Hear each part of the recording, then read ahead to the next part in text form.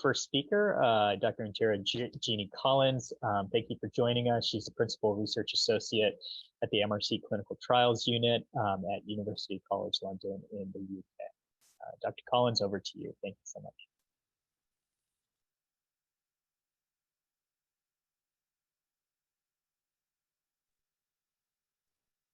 Dr. Collins, still on mute, just to see how that. Thank you. Can you confirm that you can see my slide? I can confirm, and if you can switch to the slide view, might make it a little bit light. Great. Okay. Like this and, okay, is that still working fine? Looks great. Thank you. Great. Thank you. Thanks very much for the opportunity to present here. So I'll just get straight on. So this is the outline of my talk today. I will first be giving an overview and update on the epidemiology of hepatitis C in women of reproductive age, and then an update on some of the evidence we have around the effect of hepatitis C infection in pregnancy in terms of adverse maternal and infant outcomes, and estimates around the risk of vertical transmission, and updates around hepatitis C screening policies for pregnant women attending antenatal care. So first, I'd like to just step back slightly and review the context of this in the global goal for the elimination of hepatitis C by 2030 and where we are in terms of this goal. So the goal is to have a 90% reduction in the number of people living with chronic hepatitis C by 2030 compared to the baseline estimate in 2015. To achieve this goal, we would have to diagnose over 90% of all those people living with chronic hepatitis C and to treat at least 80% of this population. Now, this snapshot is from a recent paper from the Polaris modeling group, and they've estimated our baseline estimate from the start of 2015 is that we have 63.6 million people living with chronic hepatitis globally. Looking at what's happened between 2015 and 2019, we can see that there are an estimated 7.5 million new chronic infections during the 5-year period, and 8.7 million people have already been treated and cured of hepatitis, and 5.5 million people have since died in this period from all causes. So our latest estimate on the global prevalence is at 56.8 million people with viremic infection as of the start of 2020. Now, this represents a 10.7% reduction in the total number with the burden of disease from our baseline of 2015. So we clearly have a long way to go to reach the target of a 90% reduction by 2030. Now, the current estimate of the global prevalence is at 0.7% globally, but wide variations across country ranging from 0.1% to highs of 4.7%. Now, the HIV cascade overall for 2020 was that an estimated 23% of all those chronic infections have been diagnosed and 5% only treated in that year. So the WHO has since issued a guidance this year to accelerate the uptake or access to hepatitis C diagnosis and treatment, and recommending a test and treat for all adults and children now from age 3 and above, but still excludes treatment of pregnant and breastfeeding women due to a lack of safety and efficacy data. And while we hope that there will be more data and large trials looking at this question going forward, I think there's increasing recognition that there's a need to look at more closely opportunities to test and treat women of childbearing age, as they could be a key population which can help us reach our global goal for elimination. So this is the first study. The same modeling group has issued the first paper issuing the estimates around the global prevalence of viremic hepatitis C in women of childbearing age, who are defined as those aged 15 to 49, who account for nearly 1/4 of the world's population. Now, they estimated as of 2019 the prevalence to be around 0.78%. This equates to 15 million women of childbearing age globally with chronic infection, and accounts for about 1/4 of the global burden of hepatitis C. Half of the women with viremic infections reside in 4 countries: China, Pakistan, India, and Russia. While China and India have relatively low prevalence, they have such large populations. Countries with the highest prevalence of hepatitis C, defined as using the cutoff of over 4% among women of childbearing age, are those listed here: Mongolia, Burundi, Gabon, Uzbekistan, and Pakistan and Russia. There are currently no recommendations for routine hepatitis C screening among women of childbearing age.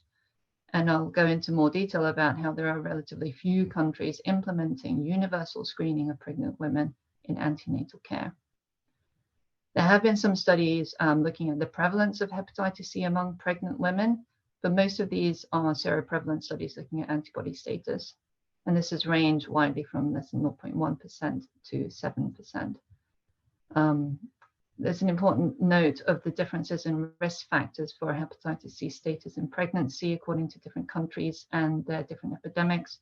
In countries with concentrated epidemics, the hepatitis C status is often associated with past or current injected drug use. In countries with more generalized epidemics, the risk factors are much more varied, including history of blood transfusion or having medical surgery, hospitalization, or having family members with hepatitis C. So while it's clear that there's potential great opportunity to improve the testing and treatment of women at childbearing age, it's also important to note that there are an estimated 3.2 million children with chronic hepatitis C globally. And vertical transmission from mother to child is the most common route of acquisition in children, accounting for about 60%. So there's real opportunity for double dividend in that improving testing and treatment of women of child reproductive age, we can also potentially avert some of these future pediatric infections. Furthermore, it's important to note that HCV infection in pregnancy is also associated with adverse maternal and infant outcomes. We've had large meta-analyses, including data on over 4 million pregnant women, that have reported associations of hepatitis C being associated with increased risk of preterm birth, low birth weight, intrauterine growth restriction. But many of the data and the studies which contributed to these large meta-analyses did not have complete data or were able to fully adjust it for important confounders such as tobacco, alcohol, or drug use during pregnancy. However, having said that, there was a recent very nice paper from the US looking at national inpatient routine care data of over 28 million pregnancy-related admissions, where those key confounders were fully documented and adjusted for, and they were able to show a clear association between HIV infection status in pregnancy being associated with a higher risk of preterm birth, adjusted odds ratio showing a 12% increased risk of this preterm birth, 27% increased risk of intrauterine growth disturbance, and also increased cost of hospital stays.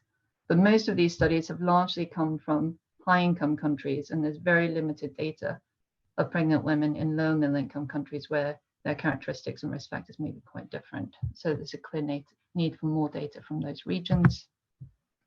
In terms of vertical transmission, there remains gaps in our understanding around the timing and the mechanisms for this. One of the large studies to date has been from quite an old meta-analysis published in 2014, which estimates the risk of transmission to be around 5.8% among women with mono-Hep C co-infection, and the risk to almost double in women with co-infection with HIV, although most of those women were not receiving suppressive antiretroviral therapy for their HIV. And more recent studies have shown if the pregnant mom was fully suppressed for their HIV virus, then the excess risk is somewhat reduced. A more recent study has been looking at individual patient data meta-analysis, including data from 3 large European cohorts, which again assess the risk of vertical transmission, but also accounting for potential for early clearance in the infant. And their estimate was slightly higher at 7.2% in the mono-infected population. But all of these studies have shown that hepatitis C viral load is the main risk factor associated with transmission. Maternal genotype, mode of delivery, and breastfeeding were not considered as risk factors. However, it is important to note that many of these estimates are based on really quite old data, and often including children with incomplete follow-up, which was mentioned earlier. and there's a clear need for better, more recent and improved data on this.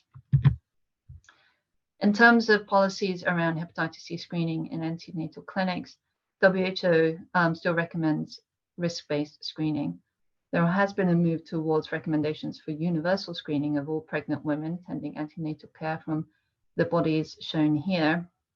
However, in a recent global review of national strategies around hepatitis C screening of pregnant women, including a review of data on 122 countries, we found that 74% of these countries had no specific recommendations focused on pregnant women. Of the 32 countries with recommendations, 19 recommended universal screening and 13 recommending risk-based screening. Although in low middle income countries, despite these recommendations, some women may have to face user fees and therefore may not be able to uptake all of the screenings offered.